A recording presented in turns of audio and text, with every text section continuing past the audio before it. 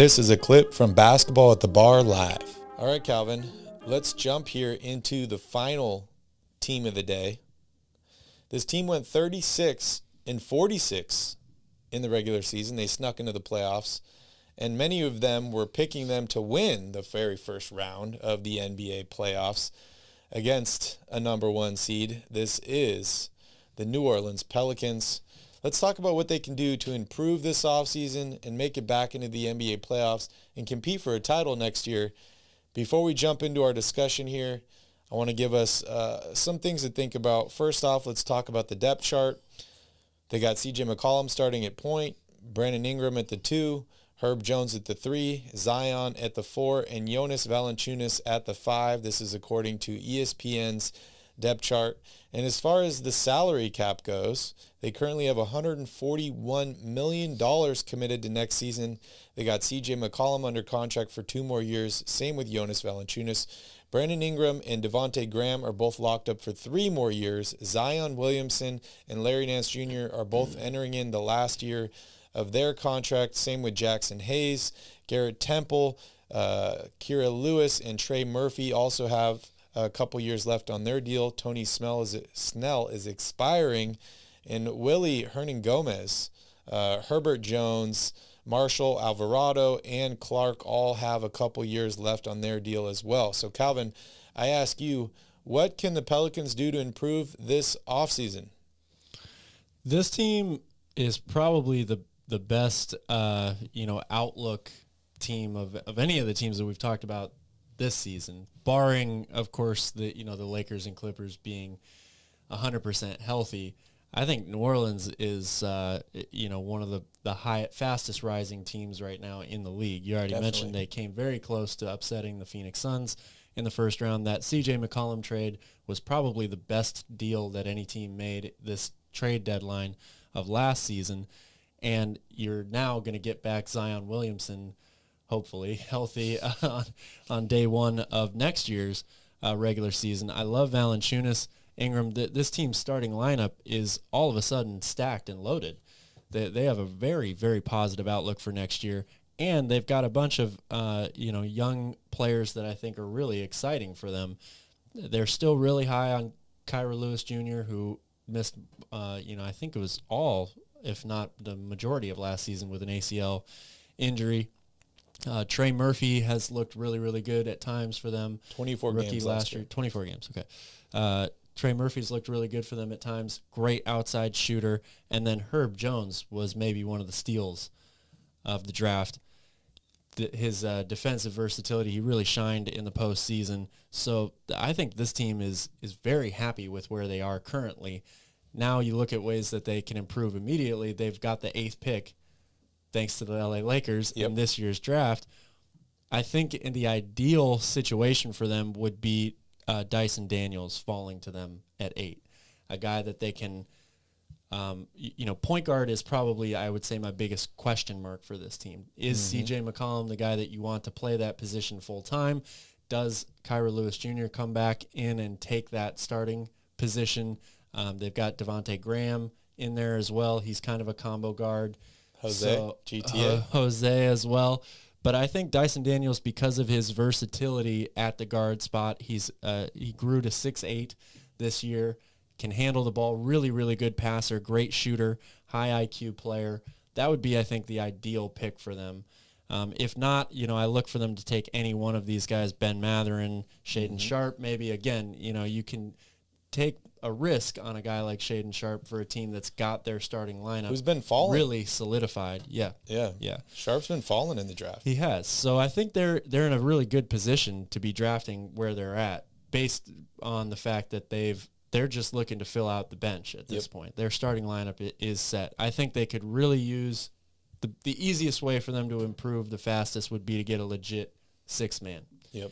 And part of that equation is who is in your starting lineup. Like I mentioned, is it going to be C.J. McCollum and Brandon Ingram in the backcourt, or are those guys going to be, more of the wing positions, and then you add a point guard outside of that? So Devontae Graham could certainly be a 6-man type role player, but if they're able to add another guy like Victor Oladipo, for example. I don't know how realistic that is, but if you had somebody like that coming off your bench, that would be a pretty legit addition.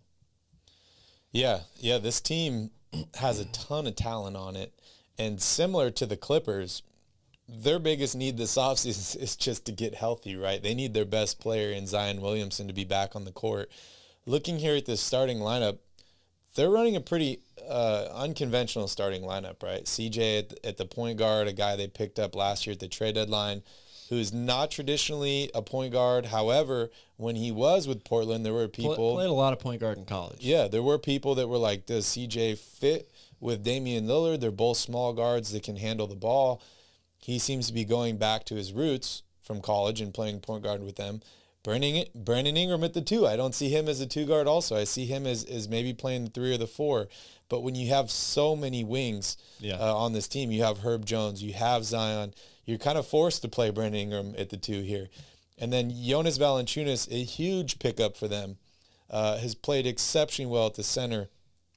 We talked about point guard, and you're right. Like, if CJ is starting at the point guard, you're extremely deep. You have Jose Grand Theft Alvarado, one of my new favorite players, Devontae Graham, and Kyra Lewis, all fighting for that position. This team, to me, seems kind of like a 2K team that's been building through the draft and had some bad luck, where they've taken excellent players, and the players have either been injured, like mostly injured, or they just haven't, I guess, added to wins as far as like how valuable that player really is. So they end up stacking all these talents. They don't have enough starting spots for all these guys. And maybe it's time for them to kind of trade up to improve some of these positions. We saw it last year with C.J. McCollum. They traded up to get a guy like C.J. McCollum. Not in the draft, but in terms of like trading multiple players for a better player. I could see something like that similar happen, but this team is absolutely stacked with talent in the starting 5, and there's a ton of guys that are available on the bench. It's just like you mentioned, who is going to step up and be that 6th man? I'm not quite sure. Yeah, that's I think the biggest question mark for this team, but it's a good problem to have. Like you said, they're all of a sudden loaded. They're deep, probably 2 or 3 deep at almost every position. Yep.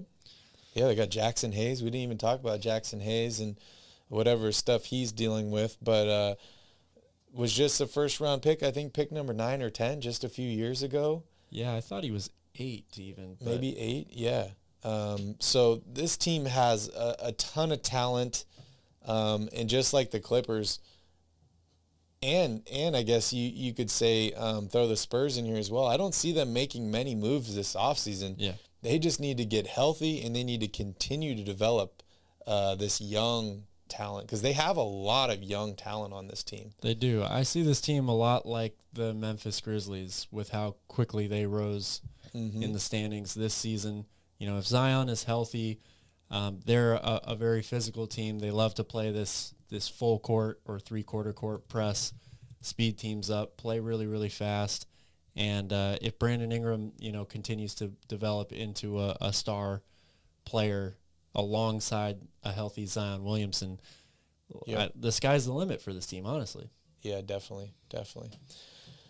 If you are a Pelicans fan, please hit that like button down below. Please subscribe to the channel. Calvin and I will be discussing the New Orleans Pelicans and many other teams this offseason and into next season here on the channel. We're also giving away a Fanatics gift card for $250. Make sure you guys check out the channel for that. We'd love to hear from you guys, so if you have any thoughts, questions, concerns, if you liked or disliked any of the things that Calvin and I said as far as what the Pelicans need to do to improve this offseason, let us know down below in the comments. We would absolutely love to hear from you. So much for watching. As always, please don't forget to like this video and hit that subscribe button. You can join us live every single weekday, Monday through Friday.